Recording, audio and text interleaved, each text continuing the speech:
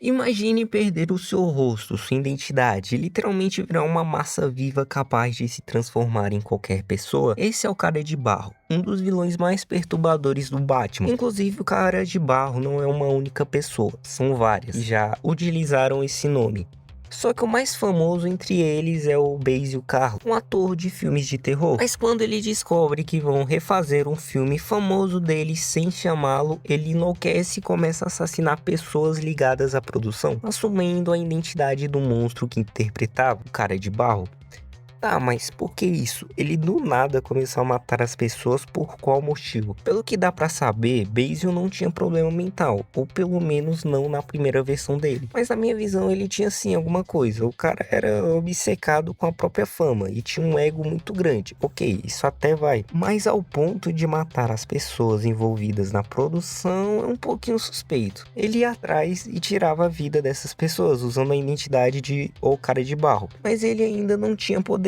Era só um serial killer mesmo. Na versão mais moderna do personagem é um pouco diferente. Ele continua sendo um ator em decadência, mas em algum momento ele sofre mutações químicas e experimentos ou absorve compostos de argila mutagênica. Aí ele literalmente vira uma massa viva. Aí ganha metamorfose, regeneração, a carne perde estrutura normal, células ficam maleáveis e o corpo vira uma massa semilíquida. E muita gente acaba confundindo as duas versões do Cara de Barro, o Matt Hagen e o Basil Karlo. E essa confusão faz sentido, porque os dois acabam representando lados diferentes de uma mesma ideia, perder completamente a própria identidade. Mas a origem deles é bem diferente. O Matt Hagen não começou como ator. Na versão clássica ele era um caçador de tesouros, alguém que vivia se metendo em expedições perigosas em busca de algo valioso. Só que em uma dessas buscas ele encontra uma substância estranha, algo instável, quase como um tipo de massa viva. E é aí que tudo desanda. Depois desse contato, o corpo dele começa a sofrer a transformação.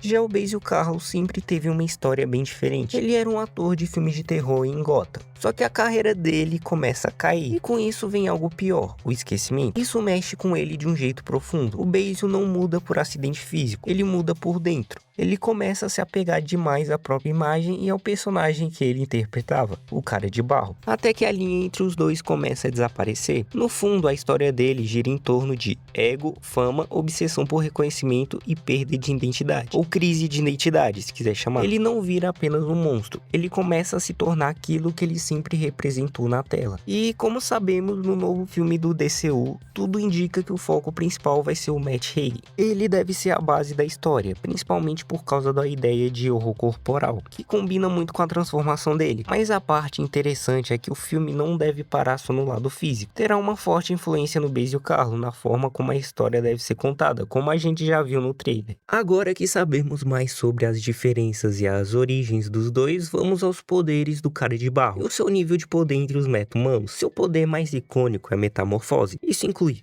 copiar rostos com perfeição absurda, replicar a voz, imitar expressões, alterar altura, peso e massa corporal. Na prática, ele pode virar quase qualquer pessoa. Isso torna ele extremamente perigoso para infiltração. Você pode estar conversando com um aliado e na verdade é ele te enganando. E também, pelo corpo dele ser feito de massa, ele não tem órgão, ossos ou pontos vitais convencionais. Isso muda completamente a forma de derrotá-lo. Socos, chutes, facadas e tiros não fazem absolutamente nada nele, porque o dano simplesmente se dissipa na massa corporal. Ele, inclusive, daria trabalho até para personagens mais fortes que o Batman. E além disso, ele tem super força. Muita gente subestima isso, mas dependendo da quantidade de massa que ele concentra, ele pode levantar veículos, arremessar carros, destruir concreto, atravessar paredes, esmagar aço. Em algumas versões ele até consegue trocar golpes com meta-humanos de alto nível. E regeneração extrema, esse é o poder mais irritante que ele tem. Não basta ser praticamente imune a ataques físicos, ele também tem que se regenerar, é claro. Além de outras coisas que ele também tem, tipo elasticidade, armas corporais e alteração de tamanho. Para resumir, o Cara de Barro é um dos vilões mais fortes e mais perigosos do Batman, na questão de combate corpo a corpo.